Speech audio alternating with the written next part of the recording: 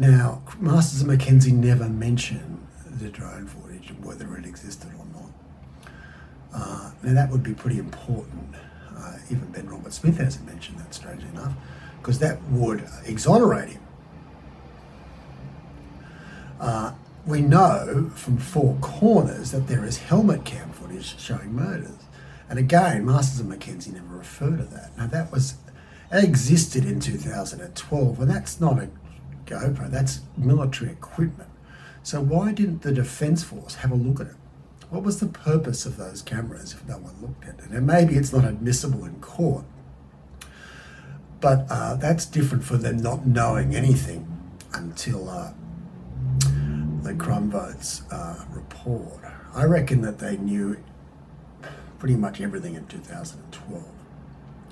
And this is important to my case because my case was always against the leadership. It involved war crimes, but it wasn't about the soldiers so much. It was about the leadership, in that they couldn't tell the truth, even when the truth would have done. Everything that the leadership put out was a lie. It was made to make the minister look good or make them look good, who knows what, but it was never the truth. And what I caught on to was actually the fact that they were doing investigations in 2013 just for show, in the fact that there was no prospect of a conviction or even no prospect of a crime, but they did an investigation and then they would alert the press at the same time, which I felt was strange. Why would they feel they needed to alert the press that they were doing an investigation or indeed that there was an incident? It was like they were trying to look like they were very sort of politically correct and, oh, look, we're hot on war. This is in 2013. And I smelt a rat. For example, remember the case where a soldier cut off a hand of a dead Taliban in order to, get the fingerprint evidence to work out whether this Taliban was the bomb maker that they were looking for. Now, that may be confronting for people, and I accept that, but actually, and I can assure you, as a legal officer who knows what's going on, that wasn't a crime. It did not break any defence laws.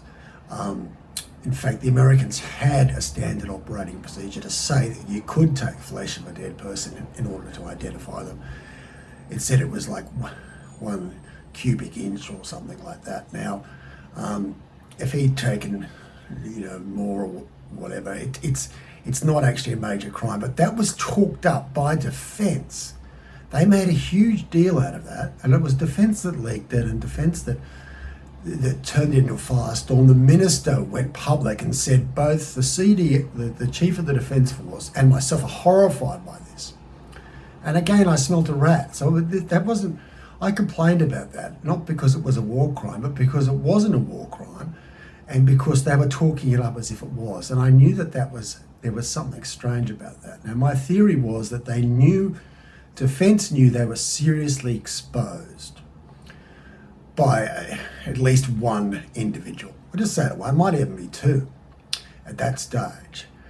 And they knew that if this famous soldier went down, they were going to go down too, because they'd propped him up. They'd awarded him medals without ever doing any due diligence, and even in the face of complaints, contemporaneous complaints.